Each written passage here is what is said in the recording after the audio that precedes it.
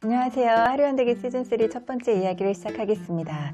본론으로 들어가기 앞서 잠시 시즌1과 시즌2에 대해 간략히 짚고 넘어가자면 지난 시즌1에선 20대 초반 사회생활을 처음 시작하게 된 하루의 이야기를 통해 우리가 사는 이 세상엔 선한 사람들만 있는 게 아니라 온갖 악행을 저지르는 사람들을 비롯해 매우 다양한 사람들이 공존하기 때문에 무조건 착하게 사는 게 능사가 아니라 어떠한 상황에서도 나 자신을 지킬 수 있어야 한다라고 말씀드린 바 있고요. 시즌2에선 20대 중반에 접어든 하루가 일하는 모습을 통해 딱히 내세울 만한 스펙 하나 없이 오로지 전심을 다하는 자세로 직장에서 자리매김하는 과정에 대해 보여드렸는데요. 이번 시즌3에선 20대 후반에 접어든 하루의 일상을 통해 말에 대한 이야기를 전해드릴까 합니다. 살다 보면 말 한마디 잘못해서 다 된 일을 그르치거나 인간관계가 틀어지는가 하면 또 말 한마디 때문에 절체절명의 위기 상황에서 벗어나기도 하는데요. 우리가 일상에서 늘 함께하는 직장 동료나 가족, 지인, 그리고 난생 처음 마주치는 사람들까지 인간관계에서 불화가 생기는 대다수의 경우 서로 대화를 하는 과정에서 마찰이 생긴다는 걸 다들 아실 겁니다. 저만 보더라도 말실수 때문에 아차 싶을 때가 꽤 있는데요. 사실 저는 평소에도 말 때문에 분란이 일어나는 걸 하도 많이 봐와서 늘 주의를 기울인다고 하는데도 여전히 크고 작은 말실수 때문에 난처한 상황에 처하는 경우가 종종 있습니다. 그나마 서로 예의를 지켜야 하는 사이에선 덜한데 가까운 사이일수록 말해놓고 후회하는 경우가 많이 생기더라고요. 그리고 지금은 안 그런데 전에는 뭘 잘 몰라서 고생을 하기도 했습니다. 일테면 이런 거죠. 저는 예전에는 무조건 입이 무거운 게 미덕이라고 여겼거든요. 그래서 말을 해야 하는 상황임에도 입 꾹 다물고 있다가 불필요한 오해를 사기도 했고요. 거절을 잘 못하는 성격 때문에 난처한 상황에 놓이는 경우도 자주 있었죠. 자, 그렇다면 100번, 1000번, 10,000번을 강조해도 지나칠 게 없는 말조심. 과연 어떻게 하면 사람들과 현명하게 의사소통하면서 관계를 잘 이어나갈 수 있을까요? 이번 하루현대기 시즌3에선 어떤 때에 반드시 말을 해야 하고 어떤 때에 침묵해야 하는지, 또 어떤 식으로 말하는 것이 나와 상대방 모두를 위해 효과적인 의사소통 방법인지에 대해 살펴볼 텐데요. 20대 후반이던 당시 제가 점차 성장해가는 모습을 통해 우리 친구들과 같이 성장해 나갈 수 있길 기대하며 오늘 이야기는 여기서 마치겠습니다. 저는 다음 시간에 하루현대기 시즌3 본격적인 이야기로 다시 찾아뵙겠습니다. 그럼 다음 시간에 만나요. 안녕.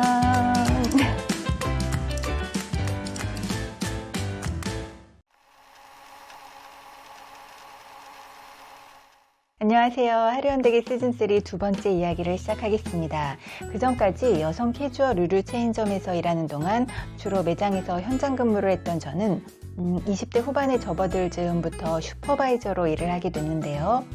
혼자서 여러 개 지점을 관리하는 건 무리고 어떻게 하는 게 좋을지 방법을 모색한 결과 새로 직원을 뽑아서 손발을 맞추는 것보다 현장에서 일하는 직원들과 공조해서 일하는 게 좋겠다고 판단했죠. 각 지역을 대표해 믿을 만한 점장 4명을 선출해 팀장으로 세운 뒤 협력해서 일해보니 예상했던 대로 한결 수월하더라고요. 때는 바야흐로 아침 저녁으로 찬바람이 매섭게 불어대던 3월 어느 날의 일이었습니다. 그날도 회사 사람들하고 같이 점심을 먹기 위해 식당으로 향했죠. 여느 때처럼 지원 씨랑 저랑 서로 마주보고 앉게 됐고 우리 쪽 테이블에 수저와 컵이 놓여 있었습니다. 그런데 눈앞에 수저함을 본 순간 저는 또 갈등에 빠졌습니다. 오늘도 내가 수저를 세팅할 것인가 아니면 지원 씨가 할 때까지 두고 볼 것인가 고민하는 사이 누군가 수저 좀 달라고 하는 통에 제가 또 서둘러 수저를 세팅해서 건네주게 됐죠. 사실 별거 아니잖아요. 그런데 저는 그전부터 그것 때문에 되게 스트레스를 받고 있었거든요. 왜냐면 지원 씨가 처음에 입사하던 당시부터 저를 워낙 잘 따르다 보니 같이 밥을 먹을 때면 늘 옆에 붙어 앉거나 서로 마주보고 앉곤 했거든요. 그런데 이 친구가 매번 손 하나 까딱을 안 하는 겁니다. 수저통이 다른 사람들 쪽에 있을 경우에는 가까이 있는 사람이 수저를 세팅하고 저희 쪽에 있는 경우에는 저나 지원 씨가 세팅을 해서 전해주면 되잖아요. 그런데 번번이 멀뚱멀뚱 쳐다만 보고 있는 거예요. 별거 아니니까 저도 당연히 처음에는 대수롭지 않게 넘어갔죠. 그런데 한두 번도 아니고 계속해서 그러다 보니 엄청 거슬리더라고요. 근데 이게 또 말하자니 치사스럽고 찜찜한 마음으로 식사를 하곤 그날 저녁 모처럼 친구 혜진이를 만나게 됐는데요. 같이 스파게티를 먹으러 가선 테이블에 세팅이 되어 있는 걸 보니 문득 지원 씨가 생각나더라고요. 눈치가 없는 건지 기본이 안 된 건지 하여튼 손 하나 까딱을 안 한다니까. 그러지 말고 그 친구한테 직접 말을 해. 뭐라고 해. 뭘 하긴 멀뚱멀뚱 앉아있으면 그러고 쳐다보고만 있지 말고 수저 좀 놓으라고 해. 그리고 회의 끝난 뒤에 탁자 치울 때도 혼자만 쏙 빠지지 말고 같이 치우자고 하고. 근데 그게 별것도 아닌데 일일이 말하기도 치사해서. 그렇긴 한데 너 그것 때문에 계속 스트레스 받잖아. 나 같으면 그냥 탁 까놓고 얘기하겠다. 설마 몰라서 못하겠냐? 알면서도 하기 싫으니까 일부러 안 하는 거지. 그건 네 생각이고 그 친구 사회생활 처음이라며 햇병아리가 뭘 알겠냐. 에이, 아무리 그래도 그렇지 설마 그 정도도 눈치가 없을까? 뭐 그럴 수도 있고 만약 알면서도 그러는 거면 이참에 따끔하게 가르치면 되는 거고 사회생활 하면서 그렇게 얌체처럼 굴면 쓰겠냐? 어딜 가나 미운 털 박히기 십상이지. 말하는 도중 식사가 나왔고 대화는 그쯤에서 마무리됐습니다. 그리고 그로부터 얼마간의 시간이 흐른 뒤 그날 역시 회사 사람들과 함께 식사를 한 뒤 다른 사람들은 먼저 사무실로 향했고 지원 씨와 저는 커피숍에 들렀죠. 곰곰이 생각해 봤는데 속으로 계속 얄미워하고 스트레스 받느니 툭 터놓고 얘기하는 게 낫겠더라고요. 좀 구차하게 느껴지긴 했지만 그간의 상황에 대해 솔직히 말한 뒤 앞으로는 자기 일 아니라고 손 놓고 가만히 있지 말고 눈치껏 알아서 움직여줬으면 좋겠다고 했죠. 그랬더니 그 친구 왈 대리님 그걸 왜 이제야 말씀하세요? 제가 원래 눈치 없다는 소리를 많이 듣긴 하는데 전혀 몰랐어요. 집에서도 수저는 각자 알아서 챙기고 청소 같은 건 엄마가 다 해주시니까 생각도 못 했거든요. 그러면서 앞으로도 고쳐야 할 점이 눈에 띄면 바로바로 말해달라고 하더라고요. 알고 보니 친구 혜진이의 예상대로 일부러 손 놓고 있었던 게 아니라 정말 뭘 몰랐던 거예요. 저는 고민하다 어렵게 말한 건데 막상 너무 쿨하게 나오니까 좀 허무하더라고요. 제가 그 말을 한 직후부터 그 친구가 제법 센스 있게 행동하는 걸 보면서 이럴 줄 알았으면 진작 말할 걸 후회가 되기도 했는데요. 곰곰이 생각해보면 그런 일들이 꽤 많았더라고요. 순전히 내 판단과 추측만으로 에이 말하지 않아도 알겠지 제멋대로 단정 짓고 넘겨버렸던 일들이요. 그런데 초능력자가 아닌 한 내가 말하지 않는데 상대방이 어떻게 알겠어요. 안 그런가요? 아무튼 그 일로 제가 깨달은 바가 있었던지 주말에 어머니를 모시고 찜질방에 다녀오던 길이었습니다. 버스 정류장에서 차를 기다리다가 제가 문득 어머니께 이렇게 말했습니다. 엄마, 내가 이 세상에서 엄마를 제일 사랑하는 거 혹시 아세요? 그러자 어머니가 당황한 얼굴로 아무 말도 못 하시더라고요. 저희 어머니가 연세가 많으시거든요. 옛날 분이라 그런지 저희한테 평소에 살갑게 표현을 하시는 분이 아니셨죠. 잠깐 침묵이 흐른 뒤 어머니께서 아주 환하게 웃으시면서 저에게 말씀하셨습니다. 나도 우리 딸 많이 사랑해. 처음이었습니다. 어머니도 저도 서로에게 직접적으로 사랑한다는 표현을 한 게 그때가 처음이었습니다. 딸이니까 당연히 당신을 사랑한다는 건 알고 계셨겠지만 제가 세상에서 제일 사랑한다는 건 모르셨던 것 같더라고요. 살다 보면 저와 어머니처럼 고맙다, 미안하다, 사랑한다는 표현을 지나치고 넘어가기가 쉬운데요. 오늘부터라도 용기 내서 표현을 해보는 게 어떨까요? 또 안 와요? 내일 우리한테 무슨 일이 일어날지 한 치 앞도 모르는 게 인생이니까요. 오늘은 말하라 시리즈 첫 번째 말하지 않으면 모른다 라는 주제로 이야기를 전해드렸는데요. 다음엔 또 어떤 이야기가 펼쳐질지 다음 시간을 기대해 주세요. 안녕.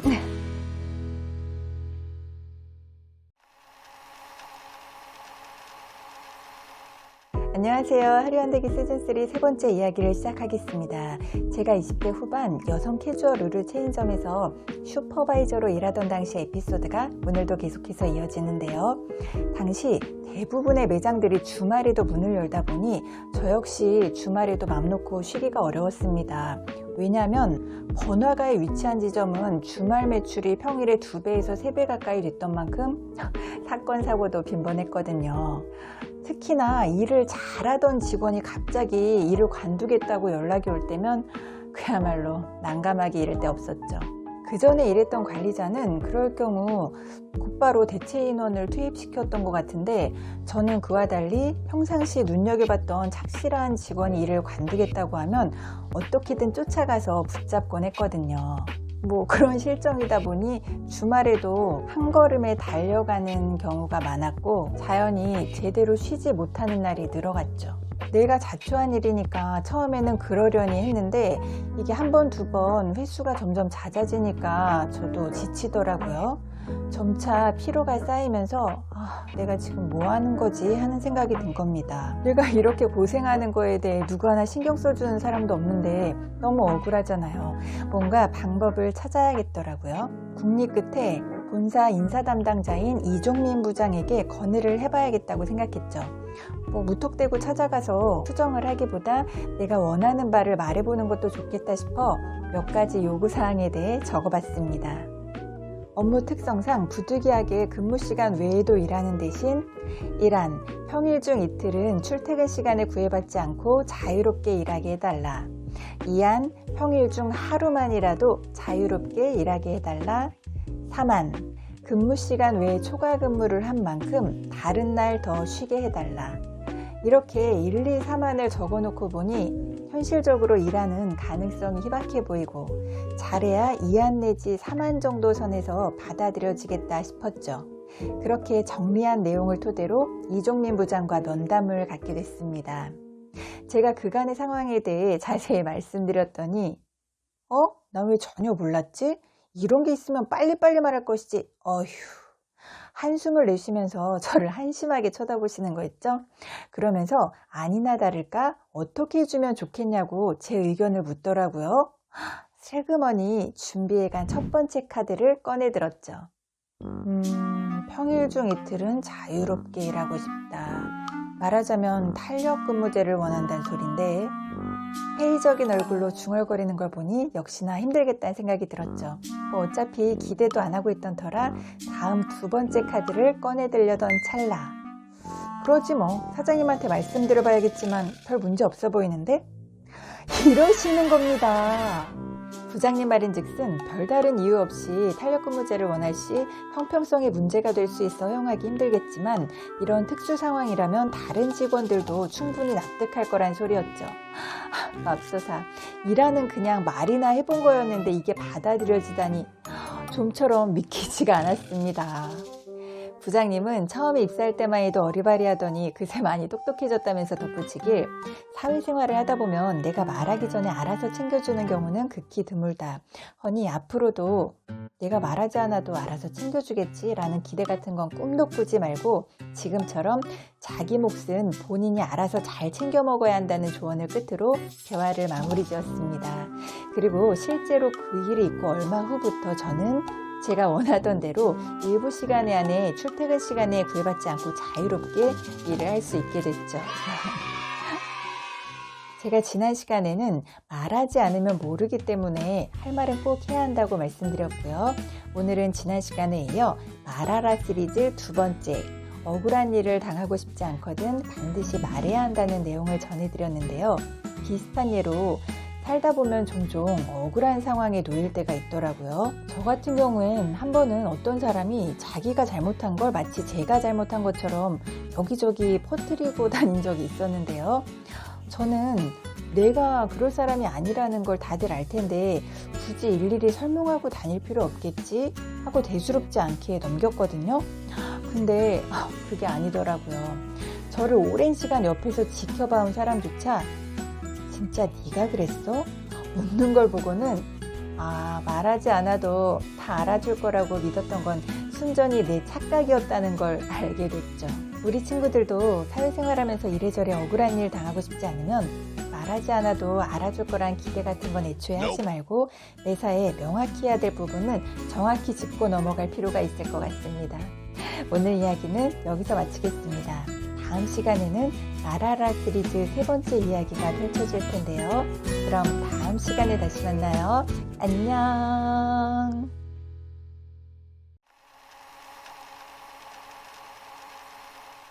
안녕하세요. 하루연대기 시즌3 4번째 이야기를 시작하겠습니다.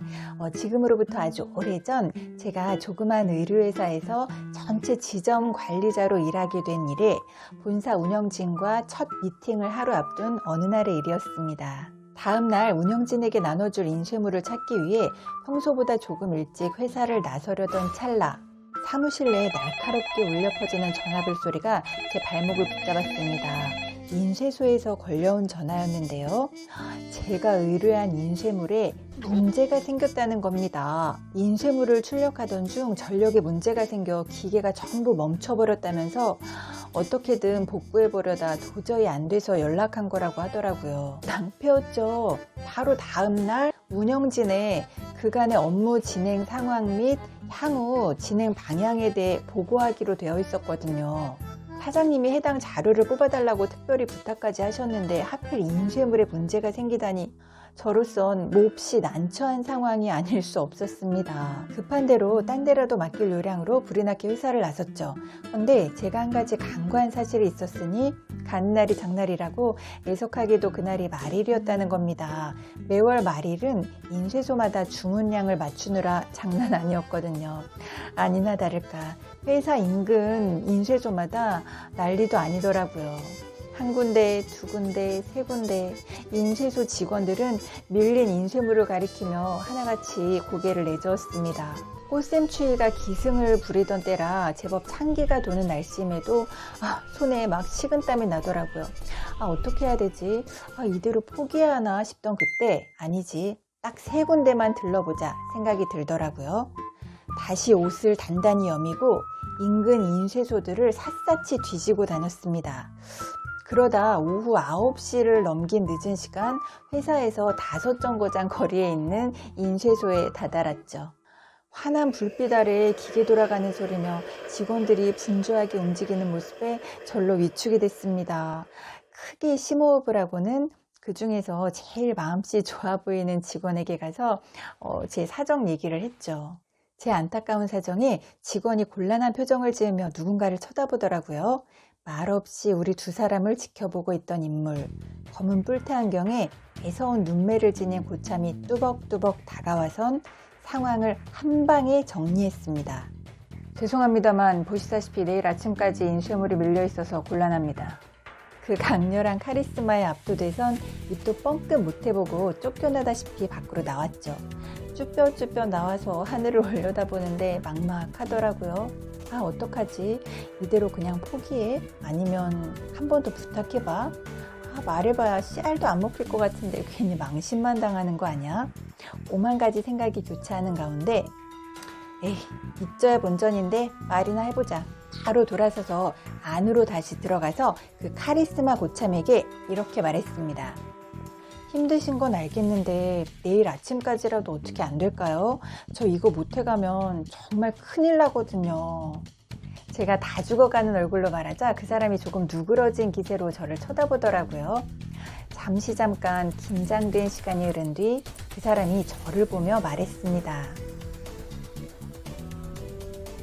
내일 아침 7시까지 해놓을 테니까 출근하는 길에 까먹지 말고 찾아가세요.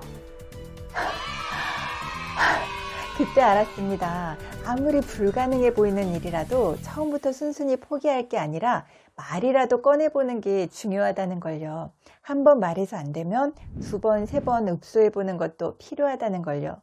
제가 만약 그 고참에 안 된다는 한마디에 바로 포기했더라면 어쩔 뻔했어요. 얄짤없게 생긴 것과 달리 측은지심을 발휘해준 그 카리스마 고참 덕분에 저는 다음날 운영진과의 첫 미팅을 무사히 마칠 수 있었습니다. 그런데 제가 보니까 그런 경우가 의외로 많더라고요. 이건 누가 봐도 안 될 것 같은데 말해보면 되는 경우요. 이를테면 이런 거죠. 제가 지금 사용 중인 영상 편집 프로그램 업체에서 코로나19 사태로 회원들에게 몇 개월간 무료 사용 혜택을 준 거예요. 하지만 저는 그 사실을 몰랐고 신청 기간을 놓친 거죠. 그런데 바로 그즈음 제가 이 내용으로 원고를 쓰던 중이었거든요. 믿져야 본전, 물어나 보자는 생각으로 업체에 전화를 걸어서 제가 신청 기간을 놓쳤는데 혹 방법이 없겠냐고 물었죠. 그랬더니 없다고 하더라고요. 그래서 제가 어떻게 할게요? 제가 그 직원에게 이렇게 물었습니다. 정말 죄송합니다만 혹 이 부분에 관련해 다른 방도가 없는지 한번 알아봐 주실 수 있나요? 그리고 잠시 후 놀라운 답변이 돌아왔습니다. 제가 알아보니 이번 주 신청자에 한해 3개월 무료 사용 혜택을 부여해 드릴 수 있다고 합니다. 어떤가요? 되든 안 되든 물어보길 잘했죠. 하마터면 아까운 기회를 놓칠 뻔했지 뭐예요? 한 가지만 더 말씀드리자면 제가 시즌1 14회에서 김치 부침개를 먹는 장면이 있거든요. 저희 집 앞에 제법 큰 식당이 있는데 제가 뭘 잘못 봤는지 저는 당연히 거기서 김치 부침개를 파는 줄 알았거든요. 그런데 촬영 당일날 막상 사러 갔더니 김치 부침개가 메뉴에 아예 없는 거예요. 부랴부랴 직접 부치려니 재료도 마땅치 않고 시간도 턱없이 부족하고 어떻게 해야 좋을지 몰라서 발을 동동 구르다가 제가 사정이 이러저러한데 혹시 김치 부침개를 부쳐줄 수 있냐고 조심스럽게 물었죠. 그랬더니 글쎄 비주얼도 맛도 아주 훌륭하게 부쳐주신 거 있죠. 덕분에 그날 촬영을 무사히 마칠 수 있었습니다. 오늘 이야기는 여기까지입니다. 지금까지 3회에 걸쳐 말하라 라는 주제로 이야기를 전해드렸는데요. 우리는 어떤 때에 왜 반드시 말을 해야만 하는 걸까요? 우선 첫 번째는 말하지 않으면 상대방이 모르기 때문에 꼭 말을 해야 한다고 말씀드렸고요. 두 번째는 말하지 않으면 자칫 억울한 일을 당할 수 있기 때문에 반드시 말을 해야 한다고 전해드렸죠. 그리고 마지막 세 번째는 오늘 전해드린 내용인데요. 때로는 정말 불가능해 보이는 일이라 할지라도 말을 해보면 의외로 되는 경우가 많기 때문에 내가 간절히 바라는 바가 있을 때는 지레 포기하지 말고 일단 말을 해볼 필요가 있다고 전해드렸습니다. 다음에는 지금까지와는 정반대의 상황, 즉 입을 다물어야 하는 상황에 대해 이야기해 볼까 합니다. 우리는 과연 어떤 때에 입을 닫고 침묵해야 하는지 다음 이야기를 기대해 주세요. 안녕.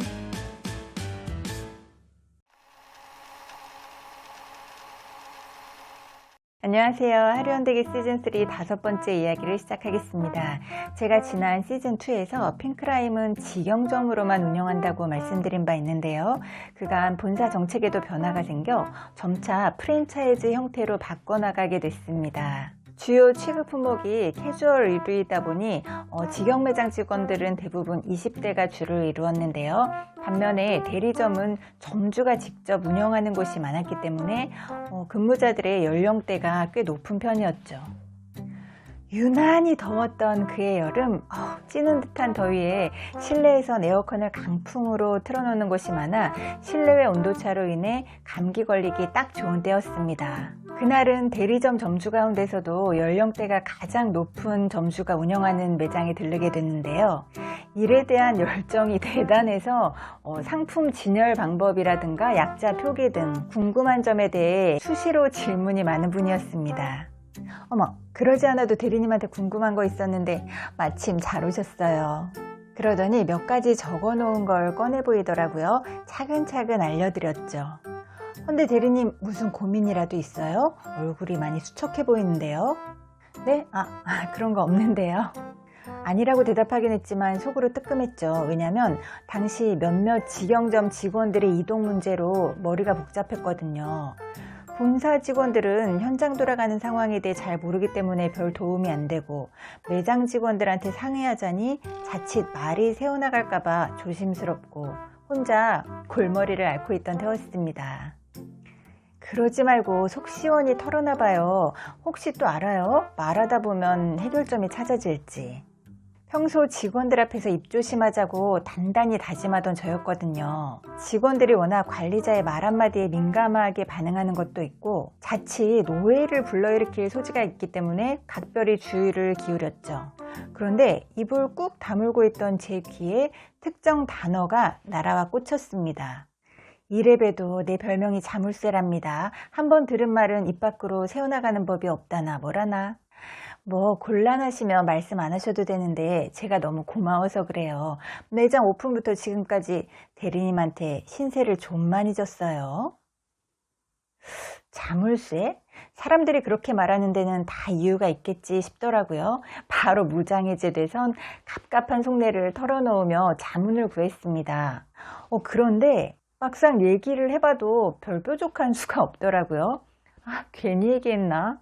마음 한구석 찜찜하면서도 에이 설마 뭐 별일이야 있겠어 싶은 마음으로 매장을 나섰습니다. 그리고 다음날 매장 한 군데 들렀다 출근해보니 회사가 발칵 뒤집혔더라고요. 직영점 가운데 몇 군데서 혹시 인사이동이 있냐고, 본인도 그 대상자에 포함되냐고 문의가 빗발쳤다는 겁니다. 뜨악했죠. 아니 나랑 운영진만 알고 있는 사실을 어떻게 매장 직원들이... 맙소사. 나중에 알고 보니 자칭 자물쇠라고 주장하던 그 나이 지긋한 점주가 알고 보니 자물쇠는커녕 확성기였지 뭐예요. 어느새 친분을 맺고 있던 직영점 매니저에게 너만 알고 있으라면서 저한테 들은 얘기를 홀랑 다 전한 거예요. 기가 막혔죠. 아무리 세상에 비밀은 없다기로서니 한 50대 정도 됐으려나? 그 정도 어른이라면 말을 함부로 옮기고 다니진 않을 거라고 철석같이 믿었던 제 실수였죠. 입이 깃털처럼 가볍고 무겁고는 나이에 상관없나 보더라고요. 그나마 제가 그때 직원들 욕을 안 했기에 망정이지 하마터면 진짜 큰일 날 뻔했지 뭐예요. 어쨌거나 그 일로 평소 입이 무겁다는 소리를 듣던 제 명성에 보란듯이 금이 갔고 덕분에 직원 이동은 없던 일로 무마됐습니다. 근데 솔직히 처음에는 좀 억울하기도 하고 속상하기도 했습니다. 다른 사람들은 허구한 날 이 말 저 말 옮기고 다녀도 아무 일 없던데 저는 딱 한 번 실수한 걸로 한바탕 홍역을 치렀으니까요. 헌데 엄밀히 따지고 보면 억울할 것도 없죠. 이유 여하를 막론하고 제가 한 말 때문에 혼란을 초래한 건 사실이었으니까요. 명백히 제 잘못이었죠.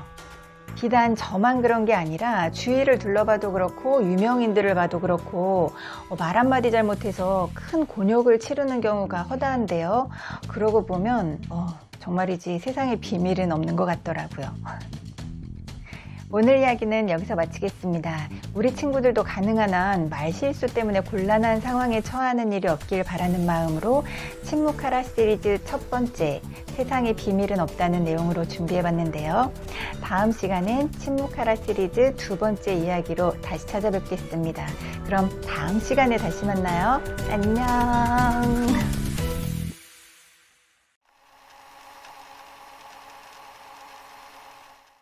안녕하세요. 하루한대기 시즌3 여섯 번째 이야기를 시작하겠습니다. 제가 핑크라임에서 일하던 당시 한동안 조용하다 했더니 매장 한 군데에서 또 문제가 발생했습니다. 근무한 지 1년도 안 돼 벌써 직원을 5명이나 갈아치운 점장이 또다시 저에게 면담을 청해온 겁니다. 유명 브랜드에서 근무한 이력이 있는 사람으로 전체 지점 가운데 매출 탑3 안에 드는 실력파 인재였는데요.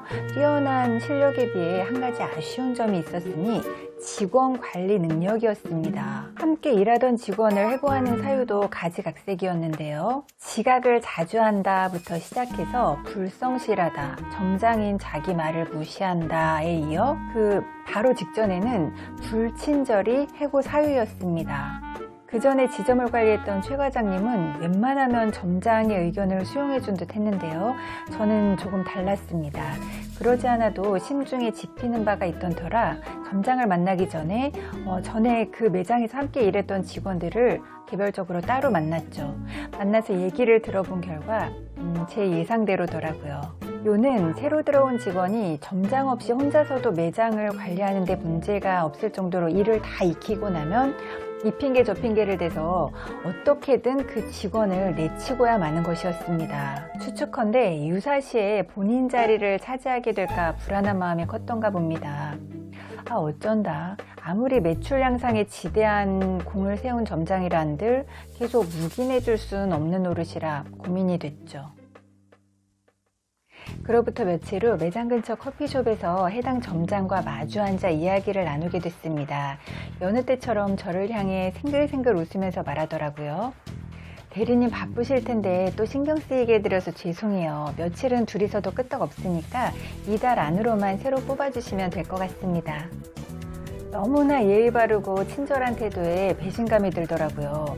저를 비롯한 본사 직원들한테는 이렇게나 친절하게 굽는 사람이 정작 잘 대해줘야 할 직원들을 괴롭혀왔다는 게 가식적으로 느껴졌죠. 그래서 제가 그 면전에 대고 이렇게 말했습니다. 점장님, 한 가지 말씀드릴 게 있는데요. 아시다시피 이미 여러 차례 직원이 교체된 상태라서요. 이번을 끝으로 당분간 더 이상의 직원 교체는 곤란합니다. 점장 자질평가 중 직원관리 능력도 포함돼서요. 만약 한 번만 더 직원을 교체하게 될 경우 그땐 점장님도 같이 관두셔야 할 겁니다. 상황은 이렇게 일단락됐고 그 이후에 어떻게 됐을까요? 담당 관리자인 저한테 말 한마디 없이 사표를 내고는 그달까지만 일하고 바로 퇴사를 했습니다. 그때 들린 얘기로는 퇴사하는 날까지도 전 지점에 부지런히 전화를 돌려 저에 대한 악담을 늘어놨다고 하더라고요. 제 입장에선 당연히 관리자로서 할 일을 했을 뿐인데 그렇게 욕을 먹다 보니 좀 억울하기도 하고 자괴감이 들더라고요.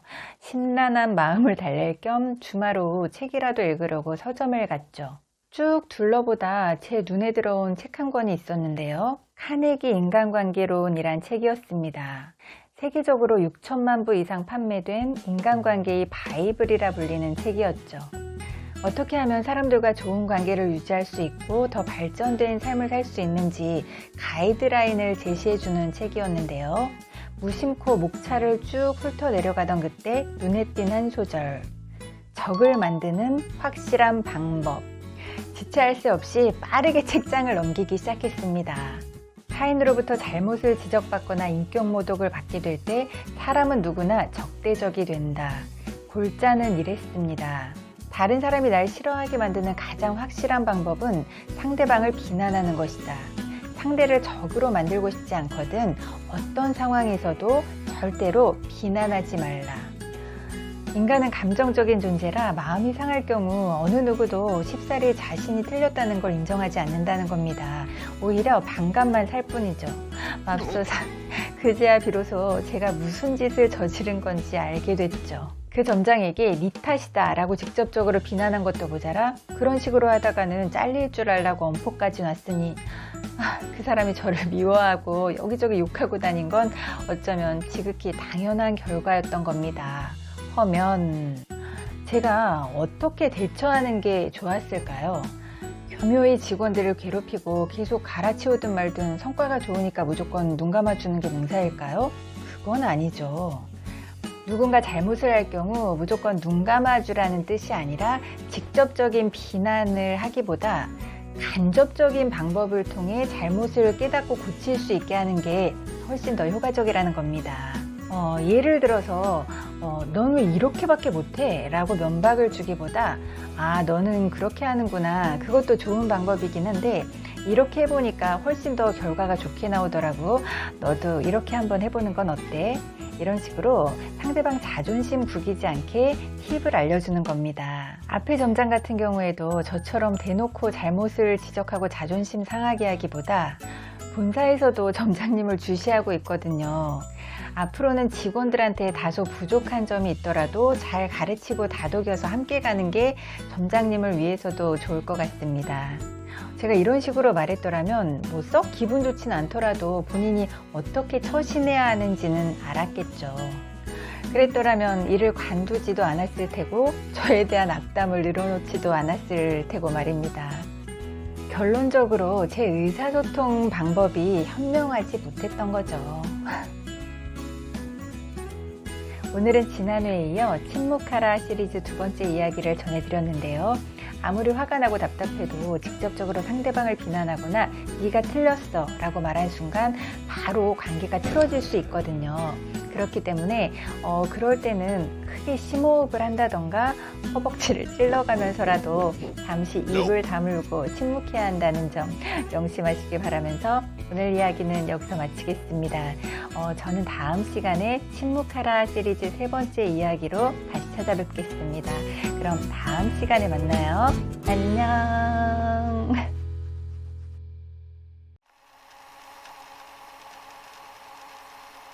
안녕하세요. 하루현대기 시즌3 7번째 이야기를 시작하겠습니다. 제가 매장 총괄 업무를 맡게 되면서 하는 일도 많아졌는데요. 각 지점 점장과 대리점 점주들에게 상품 진열 및 재고 관리에 대해 교육하는 등 현장 지도와 더불어 직원들을 관리하는 일이 저의 주요 업무였습니다. 특별히 그 중에서도 제가 가장 신경 쓴 부분은 직원 관리 업무였는데요. 100% 시스템에 의해 움직이는 조직이 아닌 한 직원들이 어떤 자세로 임하느냐에 따라 결과물이 크게 달라질 수 있다고 믿었기에 각별히 직원들에게 신경을 썼습니다. 그러다 보니 자연스럽게 직원들하고 얼굴 맞대고 이야기할 기회가 많았는데요. 그 당시만 해도 말 주변이 없어서 매번 직원들을 만나러 갈 때마다 잔뜩 긴장을 하곤 했죠. 하늘을 올려다보면 뭉게구름이 바람을 타고 빠르게 흘러가던 어느 청명한 가을날의 일이었습니다. 직영 매장 점장 한 명이 아무래도 정밀 검사를 받아봐야 할 것 같다면서 근무 시간 조정을 위해 면담을 청해 왔습니다. 한가한 틈을 타 매장에 들렀더니 마침 손님이 없더라고요. 함께 일하는 직원에게 매장을 맡겨놓고 인근 커피숍으로 향했죠. 어디가 어떻게 안 좋은지, 매장은 며칠이나 비우게 될지 이런저런 얘기를 나누다가 가족 얘기까지 나오게 됐는데요. 본인의 가정 형편에 대해 힘든 얘기를 털어놓으면서 하소연을 하더라고요. 사정이 너무 딱해서 묵묵히 얘기를 들어주다 보니 어느덧 2시간이 흐른 거 있죠. 부랴부랴 서둘러 일어서 채비를 하는데 그분이 저한테 이러는 겁니다. 근데 대리님은 어쩜 그렇게 말을 잘하세요? 네? 제가요? 제가 원래 남들한테 제 속 얘기를 잘 안 하는 편인데 대리님하고 말을 하다 보면 저도 모르게 제 속 얘기를 다 털어놓게 되더라고요. 말씀을 조곤조곤 잘하셔서 그런가 대리님한테 다 털어놓고 나니 제 속이 다 후련하네요. 그러면서 자리에서 일어나는데 진짜로 얼굴이 편안해 보이더라고요. 사실 저는 좀 당황스러웠죠. 제가 한 거라곤 그분 얘기를 잘 들어준 것밖에 없거든요. 어쩜 그렇게 말을 잘하세요? 제가 종종 듣는 말인데요. 재밌는 건 실제로 말을 잘해서라기보다 방금 전 상황처럼 그저 상대방의 말을 잘 들어준 것 뿐인데 그런 소리를 들을 때가 꽤 있더란 겁니다. 말을 하지 않고도 말을 잘한다는 소리를 듣다니 정말 신기하지 않나요? 간혹 주변에 말 주변이 너무 없어서 고민이라는 얘기를 들을 때가 있는데요. 제가 한 가지 팁을 드리자면 상대방의 말을 잘 들어주는 것만으로도 훌륭한 대화 상대가 될 수 있다는 걸 아셨으면 좋겠습니다. 근데 그게 또 쉽진 않더라고요. 저만 보더라도 그러지 말아야지 하면서도 이따금 상대방이 말을 할 때 중간에 끼어들거나 말을 끊고 내 얘기를 막 늘어놓는 경우가 많더라고요. 의사소통 전문가들에 의하면 사람은 자기 말을 잘 들어주는 사람한테 호감이 간다고 합니다. 실제로 제 경험에 비추어 봐도 단지 상대방의 말을 잘 들어준 것 뿐인데 저에게 호감을 표하는 경우가 꽤 있더라고요. 우리 친구들 중에서도 말 주변이 없어서 고민인 친구가 있다면 사람들의 얘기를 귀담아 잘 듣는 훈련을 해보는 건 어떨까요? 또 아나요? 저처럼 말을 잘한다는 소리를 들을 수 있을지. 지금까지 3회에 걸쳐 우리는 어떠한 이유로 침묵해야 하는가에 대해 이야기해 봤는데요. 내용을 정리해 보자면 첫 번째로 꼭 남의 비밀을 떠벌리고 싶거나 뒷담화가 하고 싶어 입이 근질거릴 때면 떠올려 주세요. 세상에 비밀은 없다는 걸요. 다음으론 만약 상대방을 적으로 만들고 싶다면 가차없이 비난하라. 하지만 그게 아니라면 어떤 상황에서도 직접적인 비난이나 비판은 금물이라는 말씀 전해드렸고요. 끝으로 때론 입을 닫고 진심으로 상대방의 말을 경청하는 것이야말로 진정한 대화의 기술이 아닐까 하는 내용으로 이야기해봤습니다. 우리한테 입은 하나, 귀는 2개가 있는 이유도 말하기보다 듣기를 2배 더 하라는 뜻이라고 하잖아요. 유창한 100마디 말보다 진심으로 상대방 이야기에 공감하고 귀 기울여 주는 것만으로도 그 사람의 마음을 어루만져 줄 수 있다는 사실 기억하시기 바라면서 오늘 이야기는 여기서 마치겠습니다. 다음에는 거절하라 시리즈가 이어질 텐데요. 과연 어떤 이야기가 펼쳐질지 다음 시간에 다시 만나요. 안녕.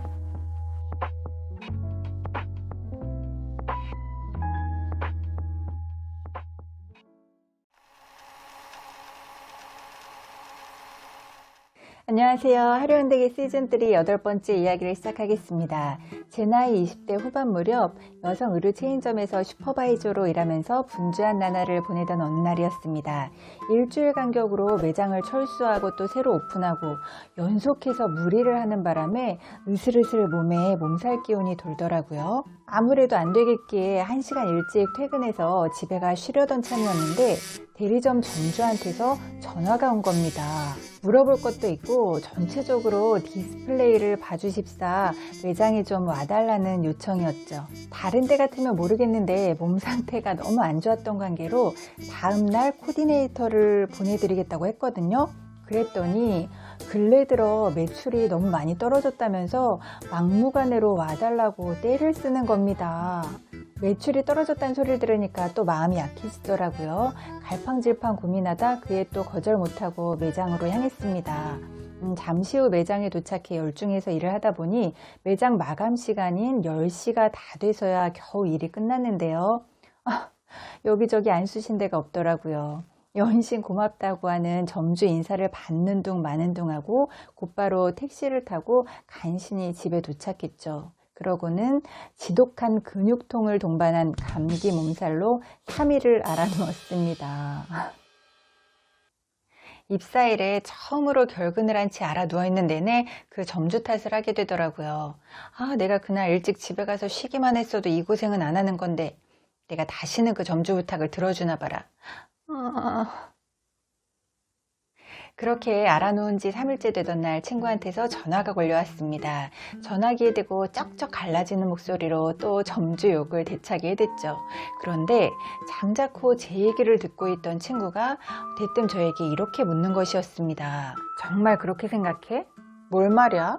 몸살나서 회사 결근한 것도 그렇고 지금 그러고 누워있는 게 다 그 점주 탓이라고 생각하는 거냐고. 내 생각엔 아닌 것 같아서. 그게 무슨 소리야? 누가 등 떠민 적 없잖아. 다 네가 좋아서 한 거지. 말인즉슨 애초에 단호하게 거절했으면 될 일을 가지고 이제와 남 탓하는 건 아닌 것 같다는 소리였죠. 선뜻 대꾸할 말이 떠오르지 않아 가만히 듣고 있다가 친구의 진심 어린 당부의 말을 끝으로 전화통화를 마쳤습니다. 솔직한 말로 너 좋은 이미지 계속 유지하고 싶어서 사람들이 무리한 부탁해도 다 들어주는 거 아니야? 내가 볼 땐 너도 이참에 착한 사람 컴플렉스에서 벗어나는 게 좋을 것 같아. 피곤해서 어떻게 사냐? 여느 때와 달리 조근조근 팩폭을 날리는 친구의 음성이 얼음장처럼 차갑게 들리더라고요. 얘는 알아 누워있는 사람한테 꼭 이렇게까지 잔인하게 말해야 속이 시원한 걸까? 열은 오르고 몸은 으슬으슬 춥고 몽둥이로 흠씬 두들겨 맞은 것처럼 삭신이 쑤시는 가운데 서러움이 북받쳤습니다. 덜덜 떨면서 이불을 머리 끝까지 뒤집어 쓰고 밤새 곰곰이 생각해보니 친구가 한 얘기 중 틀린 말이 하나도 없더라고요. 가능한 상황이라면 누군가 부탁을 해올 때 얼마든지 들어줄 수도 있겠지만 곤란한 상황일 경우엔 거절하는 게 맞죠. 그런데 몸이 안 좋은 상태임에도 쪼르르 달려간 건 어디까지나 제 선택이었잖아요. 그러고 보면 친구 말이 지나치게 서운하게 들렸던 것도 어쩌면 전곡을 찔려서 더 아프고 속상하게 들렸던 건지도 모르겠습니다. 후회와 자책 속에서 뜬 눈으로 밤을 지새운 그날 이후 저도 조금씩 달라지기 시작했는데요. 누군가 저에게 부탁을 해올 때 여의치 않은 상황에서 도와주고 후회하느니 거절할 땐 확실히 거절하자고 단단히 마음먹은 겁니다. 오늘 이야기는 여기서 마치겠습니다. 말을 주제로 하루현대기 시즌3를 시작한 이래 말하라, 침묵하라에 이어 오늘은 거절하라 시리즈 첫 번째 이야기를 전해드렸는데요. 상황이 여의치 않거나 썩 내키지 않는데도 거절하기가 미안해서 부탁을 들어줘놓고 후회하느니 애초에 서로를 위해 정중하게 거절하는 것이 낫다는 내용으로 준비해봤습니다. 다음에는 거절하라 시리즈 두 번째 이야기가 이어질 텐데요. 다음에는 또 어떤 이야기가 기다리고 있을지 다음 편을 기대해주세요. 안녕.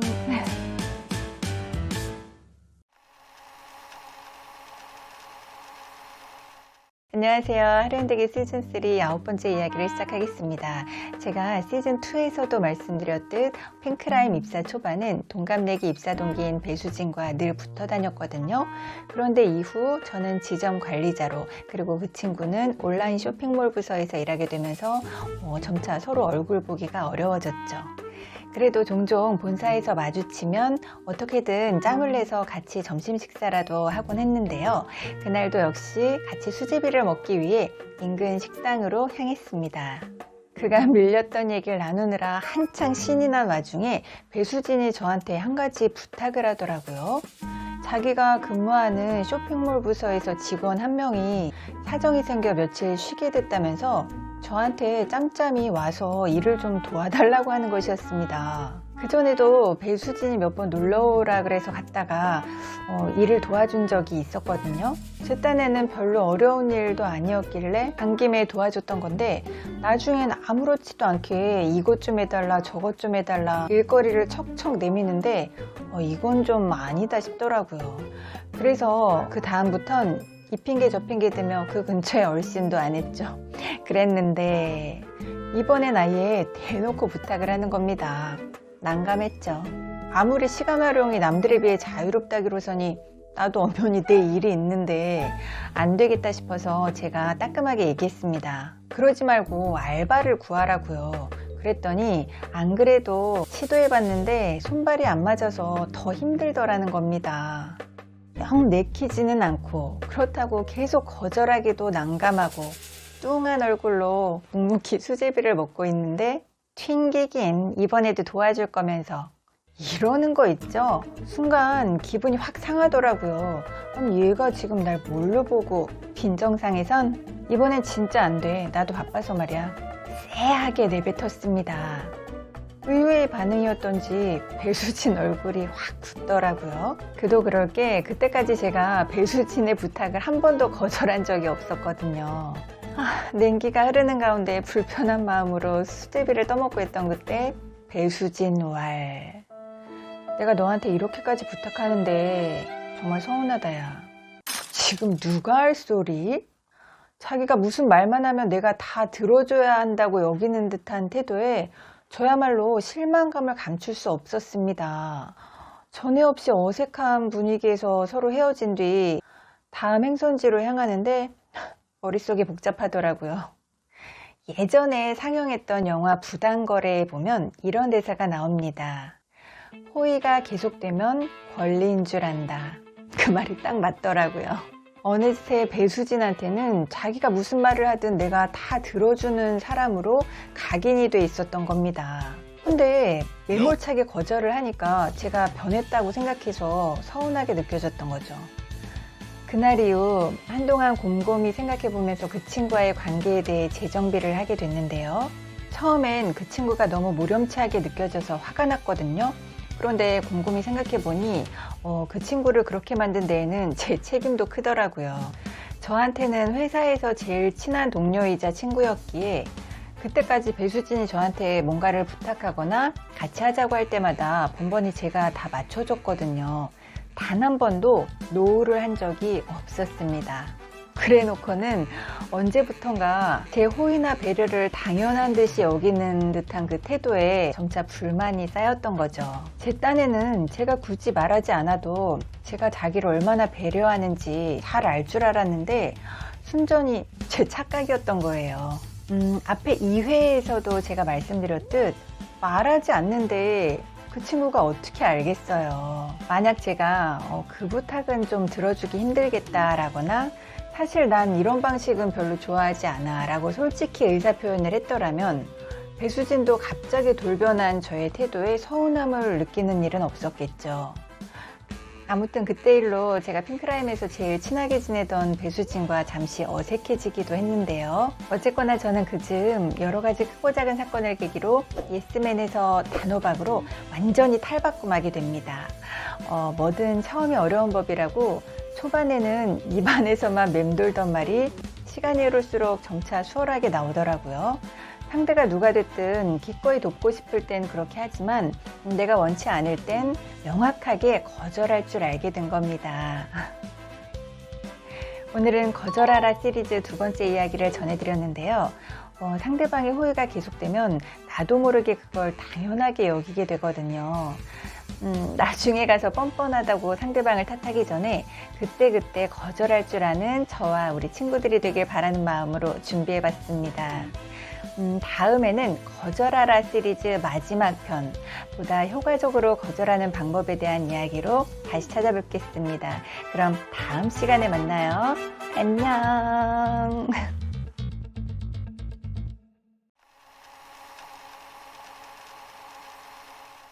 안녕하세요. 하루 안 되게 시즌3 10번째 이야기를 시작하겠습니다. 제가 의류회사 핑크라임에서 일한 지 어느덧 5년 차에 접어든 어느 겨울날의 일이었습니다. 역시나 지점 관리자로 일하던 때의 일이었는데요.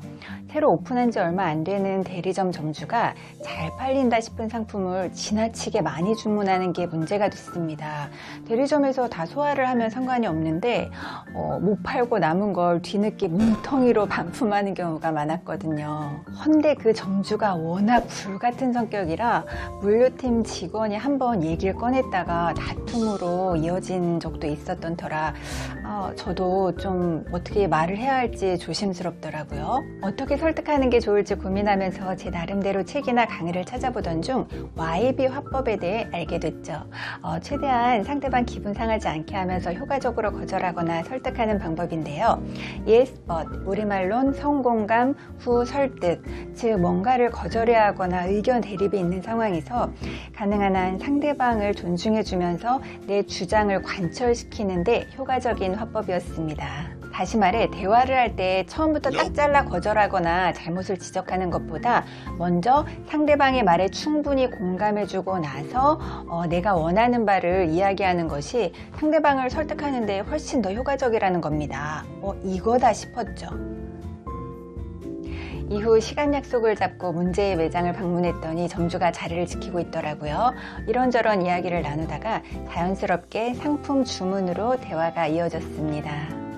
그쵸, 사장님 말씀이 맞습니다. 잘 나가는 상품이 중간에 품절되면 매출에도 지장이 있고 너무 속상하죠. 내 말이 바로 그 말이에요. 그런데요, 매장에서 어느 정도 소화를 해주시면 좋은데 반품이 너무 많다 보니 본사에 재고가 쌓여서요. 이게 생각보다 손해가 크더라고요. 사장님, 앞으로는 양해 좀 부탁드리겠습니다. 그렇게 대화를 나눴는데요. 정말 희한한 게 뭔 줄 아세요? 그전 같으면 귓등으로도 안 들었을 텐데 사장님이 왜 그렇게 상품을 많이 쟁여놓고 싶어 하시는지 충분히 공감해드린 후 양해를 구하자 오히려 저희한테 미안해 하시더라고요. 그리고 그날 이후로는 주문 대비 반품량이 현저히 줄어들었다는 겁니다. 이전에 말씀드리길 제가 남들 부탁을 쉽게 거절하지 못해서 애를 먹었다고 했잖아요. 그러다 마음 단단히 먹고 거절하는 훈련을 하기 시작했는데요. 처음엔 또 마음 약해질까봐 저도 모르게 굉장히 매몰차게 거절을 하게 되더라고요. 그러다 YB 화법에 대해 알게 됐고 처음부터 단호하게 안 돼! 라고 말하기보다 먼저 상대방 입장을 충분히 헤아린 뒤 양해를 구할 경우 한결 수월하게 이야기가 풀린다는 걸 알게 된 겁니다. 우리 친구들도 살다 보면 부득이하게 거절을 해야 하는 순간들이 올 텐데요.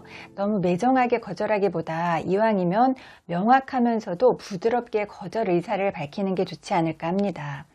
인생이라는 게 그렇더라고요. 지금 잘 나간다고 해서 계속 잘 나가리란 법도 없고 현재 지하 단칸방에 살고 있다고 해서 계속 그렇게 살란 법도 없더라고요.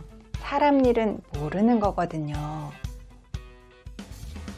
오늘은 거절을 할 때에도 가능한 한 격조 있게 거절할 줄 아는 저와 여러분이 되길 바라는 마음으로 거절하라 시리즈 마지막 편을 준비해 봤는데요. 내용을 정리해 보자면 내키지 않는 부탁을 들어줘 놓고 나중에 후회하고 싶지 않다면 거절할 줄 알아야 한다는 내용. 무조건 예스맨을 자처했다가 나중에 호구되기 십상이니 필요할 경우 노 할 줄 알아야 한다는 내용. 끝으로 거절을 할 때에도 상대방을 존중할 줄 아는 자세가 필요하다는 내용으로 다루어 봤습니다. 다음 시간부터 보다 효과적으로 의사소통하는 방법에 대해 이야기해 볼까 합니다. 말 한마디 때문에 마음 상해선 다니던 단골 가게를 바꿔버리기도 하고 때론 철천지 원수가 되기도 하는데요. 과연 어떻게 하면 서로의 마음에 상처내지 않으면서 기분 좋게 의사소통할 수 있을지 다음 시간을 기대해 주세요. 안녕.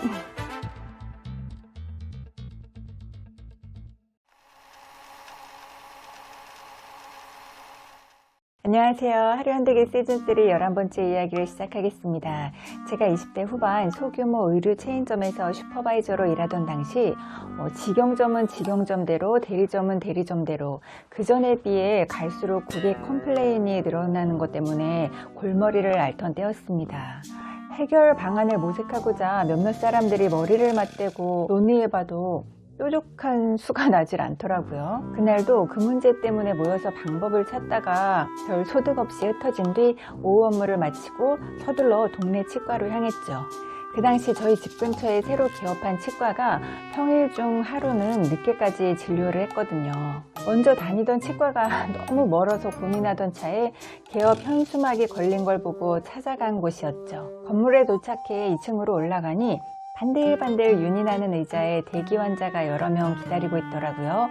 저도 한 20분 정도 기다린 후에 진료실로 들어갔습니다. 담당의 진료 전 간호사가 먼저 스케일링을 하기 시작했는데요.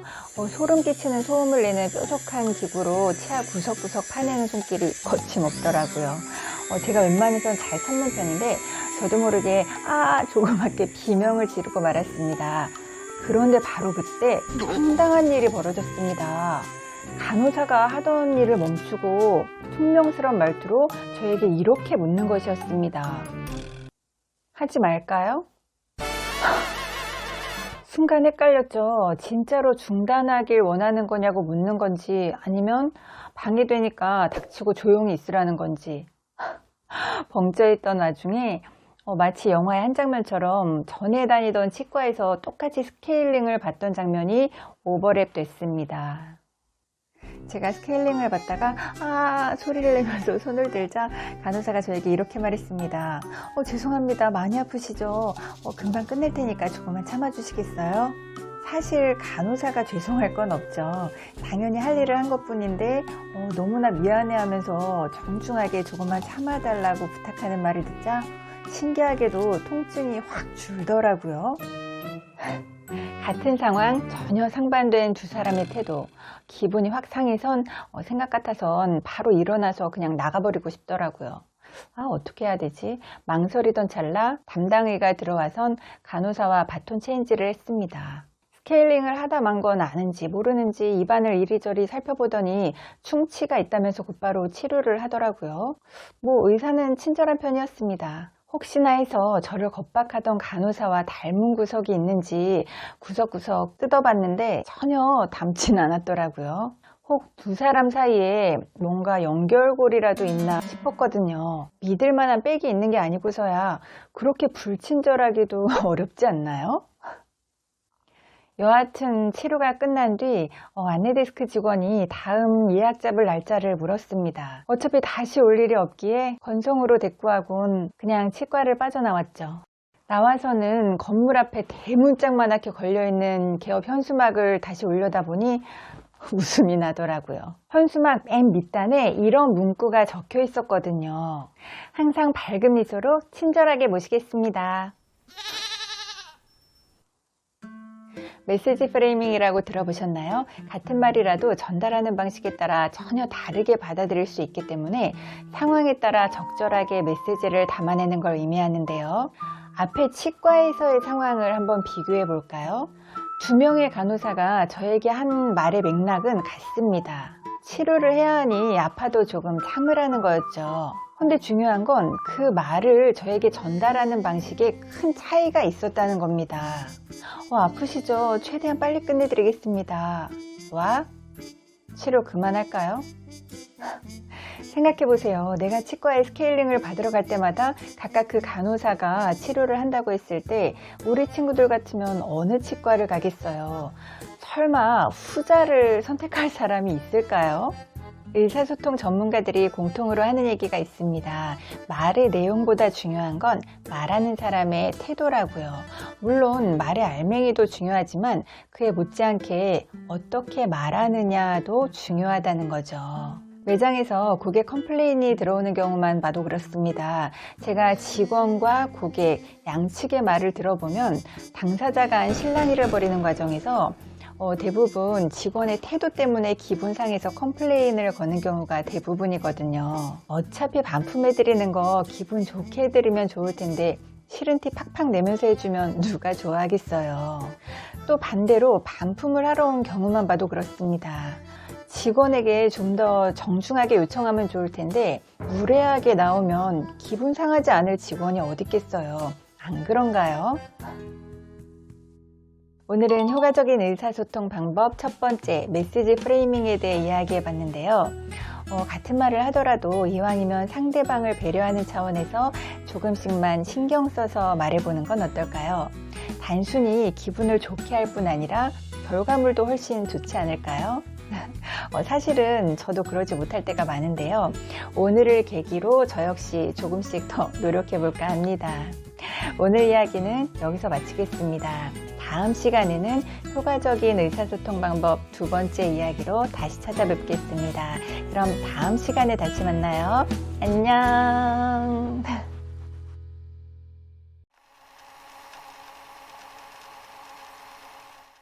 안녕하세요. 하루원대기 시즌3 12번째 이야기를 시작하겠습니다. 때는 신압으로 소리 없이 내리는 봄비에 기분까지 촉촉하게 젖어들던 어느 날이었습니다.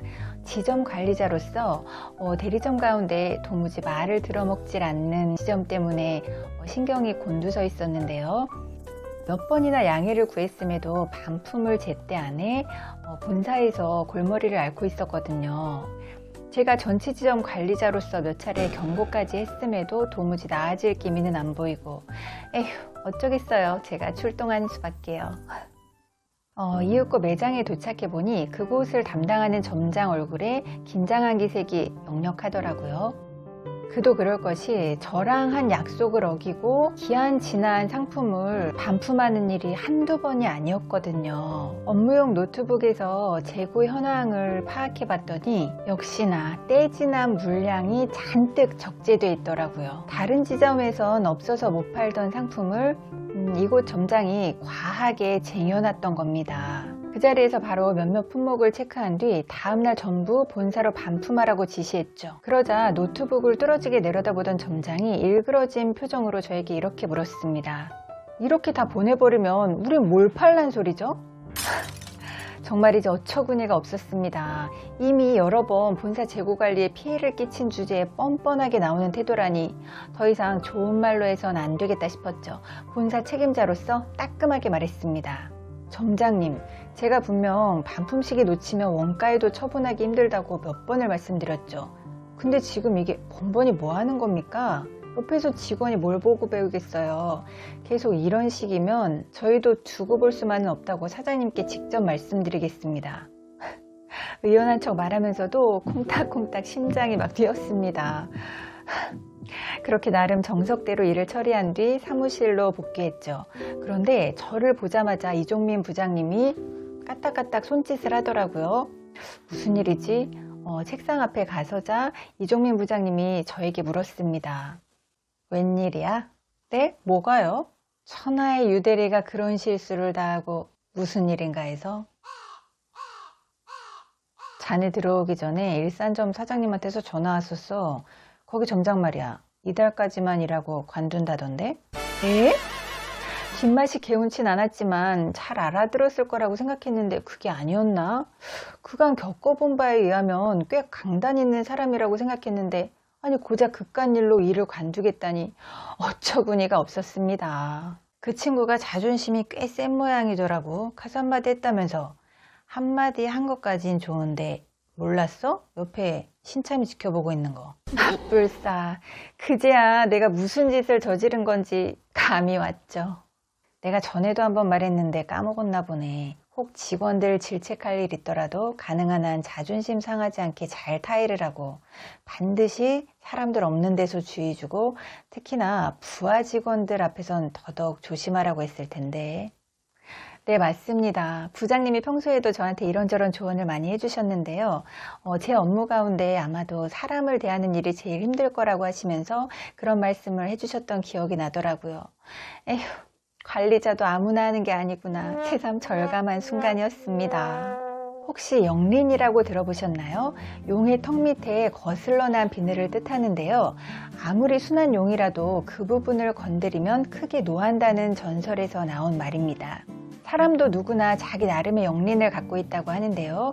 그게 바로 그 사람의 치부, 즉 핵심 컴플렉스라고 합니다. 평상시에도 그렇고 일을 할 때도 그렇고 상대방의 자존심을 건드려 인간관계를 망치거나 일을 그르치고 싶지 않다면 절대로 그 사람의 영린을 건드리면 안 되겠죠. 특히 아무리 화가 나는 상황이라도 할 말 못할 말은 가려서 하는 지혜가 필요할 것 같습니다. 오늘은 효과적인 의사소통 방법 두 번째, 영린에 대해 이야기해 봤는데요. 바로 지난 시간에요. 말의 내용보다 중요한 건 말하는 사람의 태도라고 제 입으로 말해놓곤 또 이런 실수를 저지르다니 저 너무 한심하죠.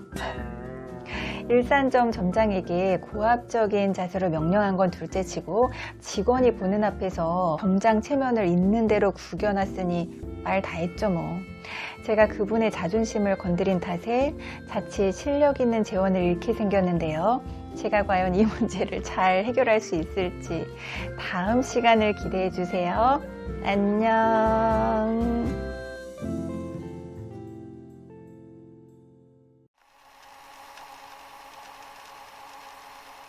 안녕하세요. 하루현대기 시즌3 13번째 이야기를 시작하겠습니다. 지난 시간 대리점 점장의 잘못된 행동을 바로잡으려던 과정에서 제가 결례를 범하는 바람에 문제가 커졌는데요.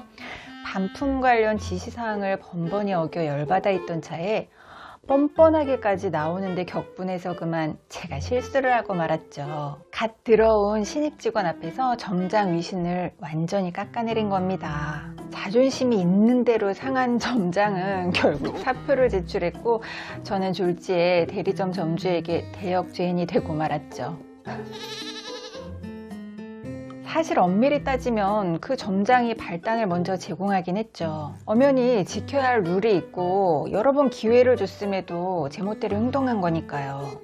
그렇다고 해서 제 잘못은 하나도 없는 걸까요? 그건 아니죠. 점장 잘못은 점장 잘못이고 신입 직원이 보는 앞에서 점장 자존심을 완전히 깔아뭉갠 건 명백히 제 잘못이라는 겁니다. 다른 걸 다 떠나서 그 점장이 평소에 일에 대한 자부심이 굉장히 강한 사람이었거든요. 그런데 얼마나 자존심이 상했으면 일을 관두겠다고까지 했을까 싶어 밤에 잠이 잘 안 오더라고요. 나이도 저보다 한 10살 정도 많았던 걸로 기억하는데요. 까마득히 어린 본사 직원이 관리자랍시고 와선 고압적인 자세로 자신을 책망하는 걸 보면서 그 마음이 오죽했을까 싶더라고요. 마음이 편치 않았죠. 거의 뜬 눈으로 밤을 새곤 다음날 출근하자마자 전화기를 들었습니다. 다행히도 점장님이 받더라고요. 우물쭈물 하다가는 말하기가 더 어려워질 것 같아서 제가 바로 말을 꺼냈습니다. 점장님, 유하루 대리입니다. 제가 어젠 말이 너무 심했죠. 죄송합니다.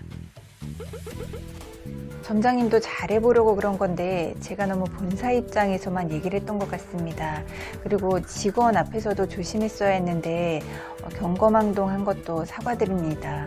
제가 많이 부족해서 그런 거니 너그러운 마음으로 풀어주셨으면 합니다. 전화기 너머로 잠시 무거운 침묵이 흘렀습니다. 등줄기가 따끔거리는 가운데 잠시 후. 아닙니다. 사실 매출 욕심에 제가 잘못했죠. 앞으로는 반품이나 재고 관리에 더 신경 쓰겠습니다.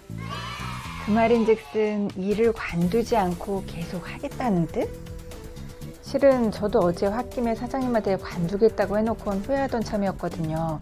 이렇게 전화 주셔서 감사합니다. 꽉 막혔던 속이 비로소 뻥 뚫리는 것 같더라고요. 이민규 박사님이 쓴 1%만 바꿔도 인생이 달라진다 하는 책에서 보면 효과적인 사과 요령이 나와 있는데요. 첫째, 시기를 놓치지 말고 빨리 사과하라. 둘째, 잘못과 책임을 확실히 인정하라. 그리고 셋째, 조건을 달지 말고 변명하지 마라. 어떤가요? 제가 제대로 사과한 거 맞나요? 살다 보면 의도치 않게 다른 사람들의 마음을 다치게 할 때가 있는데요. 내 마음에 상처가 나면 아프고 쓰리듯 다른 사람들도 마찬가지겠죠. 만약 의도치 않게 누군가의 마음을 다치게 했다면, 혹 기분 상하게 했다면 눈 딱 감고 미안합니다, 사과를 건네는 건 어떨까요? 제가 보니까 누구나 실수를 하지만 바로 용기 내서 사과를 하는 사람들은 드문 것 같더라고요. 사실 그런 사람들이야말로 정말 멋있는 사람인데 말이죠. 오늘은 효과적인 의사소통 방법 세 번째, 실수나 잘못을 했을 때 제대로 사과하는 법에 대해 이야기해 봤는데요. 다음번에도 계속해서 효과적인 의사소통 방법에 대해 전해드릴까 합니다. 다음엔 또 어떤 이야기가 기다리고 있을지 다음 시간에 만나요. 안녕.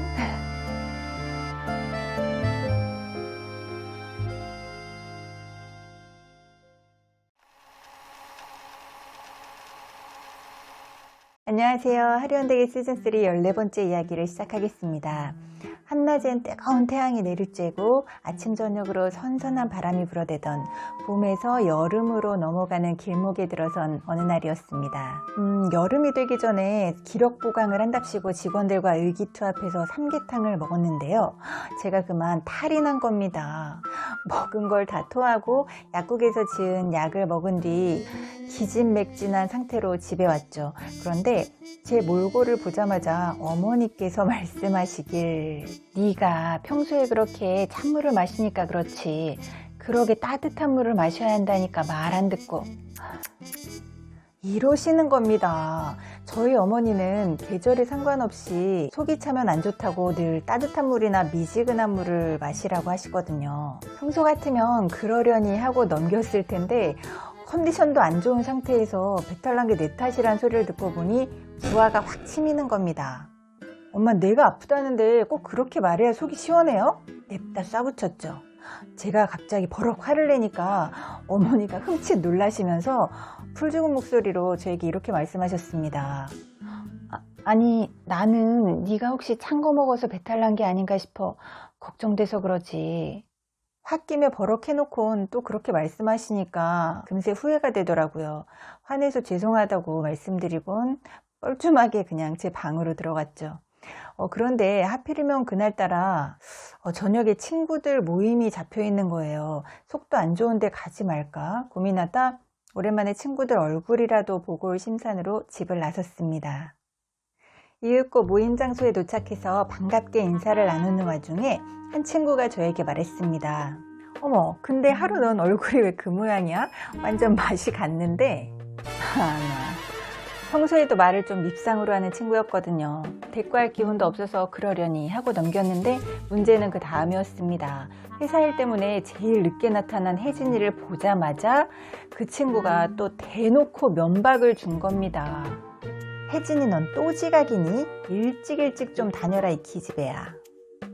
회사 일 때문에 늦는다고 미리 양해를 구해서 다들 알고 있던 터라 전혀 그렇게 말할 만한 상황이 아니었거든요. 당혹스러운 얼굴로 엉거주춤 자리에 앉는 혜진이를 대신해서 다른 친구가 나섰습니다. 야, 넌 무슨 말을 그렇게 하냐? 제발 그 못된 말본새 좀 고쳐라. 내 말본새가 어때서? 너보단 나을걸? 다들 숨죽이고 있는 가운데 혜진이가 여유롭게 웃으면서 그 친구를 향해 말했습니다. 나 오늘 늦을 거라고 했는데 못 들었나 보구나.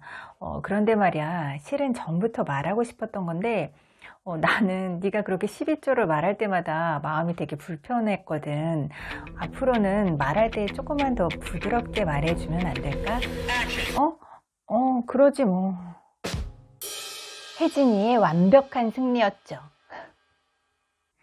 서울대 심리학 교수인 권성만 교수님이 쓴 젊은이들을 위한 인간관계의 심리학이란 책을 보면 상대방을 공격하는 4가지 요소가 나오는데요. 첫 번째는 상대방을 비난하는 거고요. 두 번째는 잘못의 책임을 상대방에게 전가하는 겁니다. 그리고 세 번째는 상대방의 행동을 금하거나 통제하는 거고요. 네 번째는 상대방의 인격을 무시하는 거라고 합니다. 그런데 인간은 자신이 잘못한 걸 알고 있더라도 상대방이 이렇게 공격적으로 나오면 자신을 방어하기 위해 저항적인 태도를 취하게 된다고 합니다. 그러다 보면 자연히 다툼이 일거나 관계가 틀어지겠죠. 그래서 대화를 할 때 상대방을 탓하는 you 메시지를 사용하기보다 I 메시지를 사용해서 대화를 하는 게 훨씬 더 효과적이라고 합니다. 이를테면 이런 거죠. 만약 누가 나한테 너는 왜 그 모양이야? 라고 할 경우 설사 내가 잘못했어도 내가 좀 그렇지? 미안. 다음부터는 조심할게. 라고 말하는 사람이 몇이나 될까요? 대부분 그러는 넌 얼마나 잘났는데 이런 식으로 더 세게 맞받아치기 마련이겠죠. 이처럼 상대방을 질책하고 싶은 마음이 들거나 기본적으로 대화를 할 때 너는 또 지각이니? 가 아니라 나는 너한테 무슨 일이 생긴 줄 알고 되게 걱정했거든. 앞으로는 늦을 경우 꼭 나한테 미리 연락 좀 해줄래? 라고 말하는 것이 너는 어쩜 그렇게 내 말을 안 입곱게 됐니? 가 아니라 나는 네가 걱정돼서 그런 건데 기분 나빴다면 미안해. 이런 식으로 I 메시지를 사용해서 말하는 것이 더 바람직하다는 겁니다. 내 마음을 진솔하게 전달함으로 상대방의 마음을 한층 누그러뜨릴 수 있을 테니까요. 오늘은 효과적인 의사소통 방법 4번째, I 메시지에 대해 이야기해 봤는데요. 누가 잘못을 저질렀거나 나를 화나게 할 때 무조건 상대방을 탓하는 you 메시지를 사용하기보다 I 메시지를 사용해서 대화를 해보는 건 어떨까요? 확실히 다툼은 줄어들고 좀 더 긍정적인 효과를 가져다 주지 않을까요? 오늘 이야기는 여기서 마치겠습니다. 하루연대기 시즌3는 총 16회로 구성되어 있기 때문에 앞으로 2회를 남겨두고 있는데요. 계속해서 어떤 이야기가 이어질지 다음 시간을 기대해 주세요. 안녕.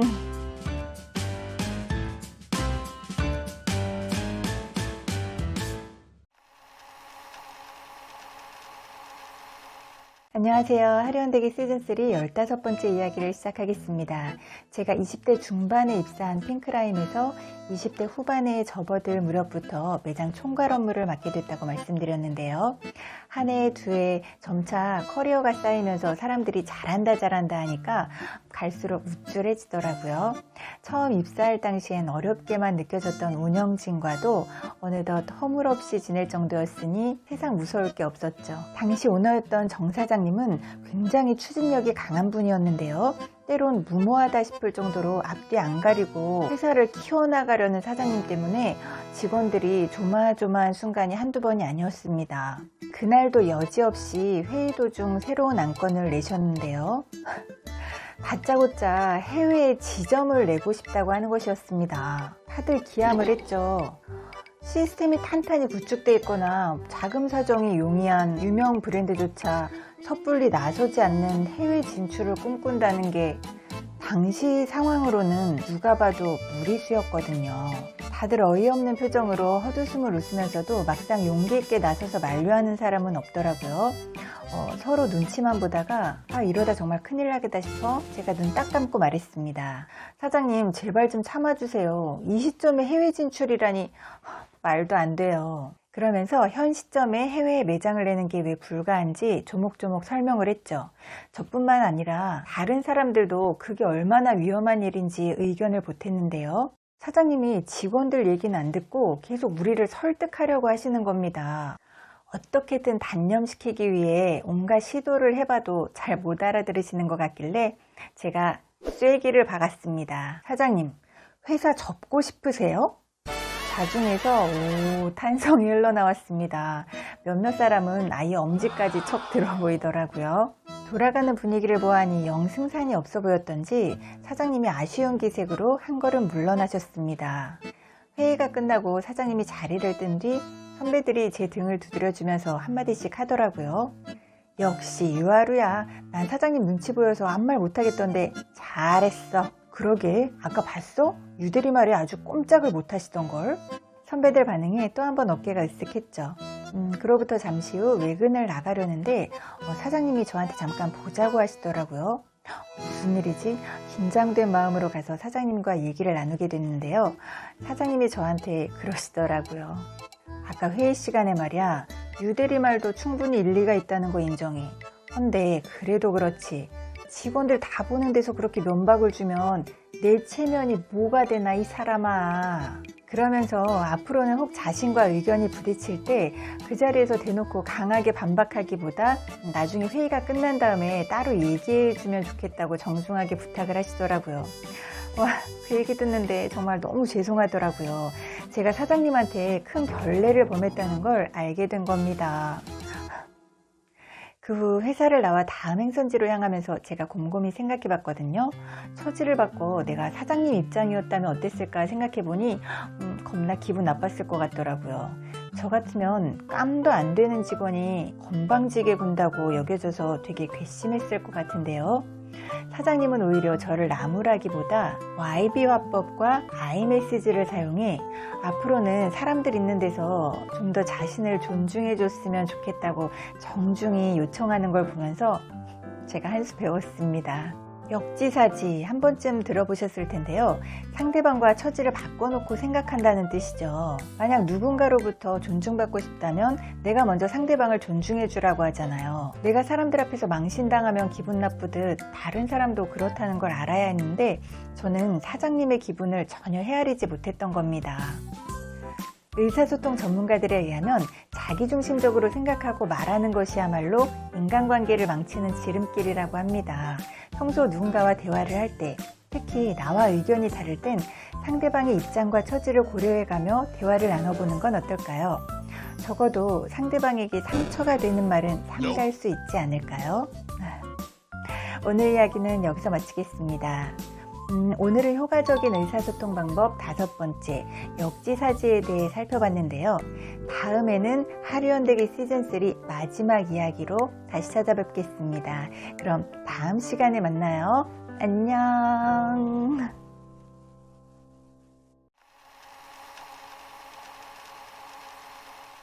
안녕하세요. 하루연대기 시즌3 마지막 16번째 이야기를 시작하겠습니다.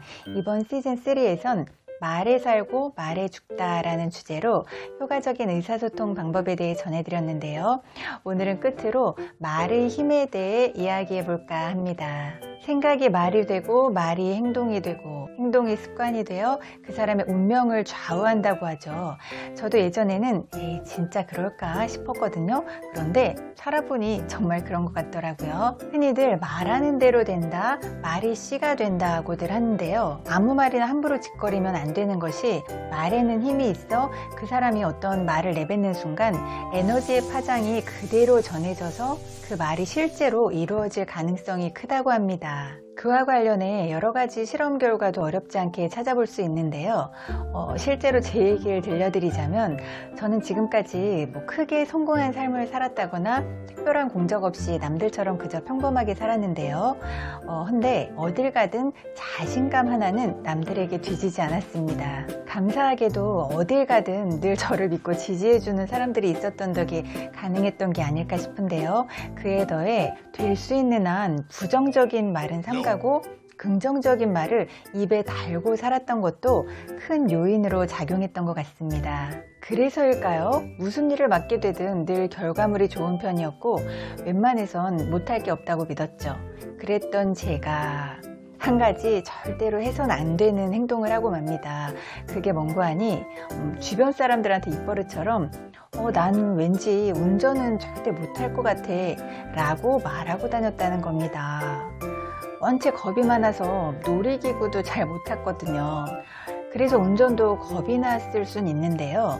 단순히 나중에 운전 배우느라 되게 고생할 것 같아 와 나는 절대 운전은 못할 것 같아 라는 말은 전혀 다르거든요. 근데 제가 좀 전에 뭐라 그랬죠? 말하는 대로 된다고 했죠. 이후 제가 교통사고를 당하게 되는데요. 그러지 않아도 자신 없다, 운전은 왠지 못할 것 같다 라고 말하고 다녔던 데 더해 사고 경험까지 더해져서는 진짜로 운전을 아예 못하게 된 거예요. 심지어 일 때문에 무거운 노트북 가방을 낑낑대며 들고 다니는 걸 보다 못한 가족이 제발 차 좀 갖다가 쓰라고 해도 못하겠더라고요. 제 머릿속엔 이미 난 운전은 못해 라는 말이 각인돼 있었던 겁니다. 한마디로 말이 씨가 된 거죠. 저도 책에서 읽은 건데요. 매사에 부정적인 표현 대신 긍정적인 표현을 사용하는 게 좋다고 하더라고요. 그러다 보면 주어진 상황에서 긍정적인 방향으로 생각하고 행동하게 되기 때문에 자연히 하는 일도 더 잘 풀린다고요. 혹 우리 친구들 가운데 생긴 거에 불만족스러운 친구가 있나요? 근데 지금은 개성시대잖아요. 난 왜 이렇게 못생겼지가 아니라 볼수록 진짜 개성있게 생겼단 말이야. 자신감을 갖는 겁니다. 연예인들 보세요. 잘생기고 예쁜 사람들만 사랑받고 유명해지는 거 아니잖아요. 자신의 개성을 살려 본인만의 색깔을 내는 배우들이 사랑받는 시대죠. 저 같은 경우에도 거울을 보면서 이 주름 좀 봐, 의기소침해지다가도 아니지, 나이가 들면 주름이 생기는 게 자연스러운 거지 생각하면 마음이 좀 편해집니다. 뭐든 마음가짐이 중요한 것 같습니다. 오늘은 하루현대기 시즌3를 마무리하며 말의 힘에 대해 이야기해 봤는데요. 실제로 내가 평소에 말하는 대로 내 삶이 흘러간다면 어떨까요? 가능한 한 자신에게 해가 되는 말보다 득이 되는 말을 입에 달고 사는 우리 친구들이 됐으면 하는 바람으로 준비해봤습니다. 하루현대기 시즌3는 여기서 막을 내릴까 합니다. 다음에 이어지는 시즌4에선 30대로 접어든 하루 에피소드를 통해 개개인의 서로 다름에 대한 이야기를 전해드릴까 합니다. 살다 보면 저 인간 대체 왜 저러는 거야? 도무지 이해 안 되는 사람들 때문에 돌아버릴 것 같은 순간이 한두 번이 아닌데요. 다음 시즌에 다뤄질 이야기를 통해 저 사람이 저렇게 행동한 게 이것 때문이었구나, 조금이나마 서로에 대한 이해의 폭을 넓혀가는 시간이 되길 기대하며 저는 다음 시간에 다시 찾아뵙겠습니다. 그럼 다음 시즌에서 다시 만나요. 안녕.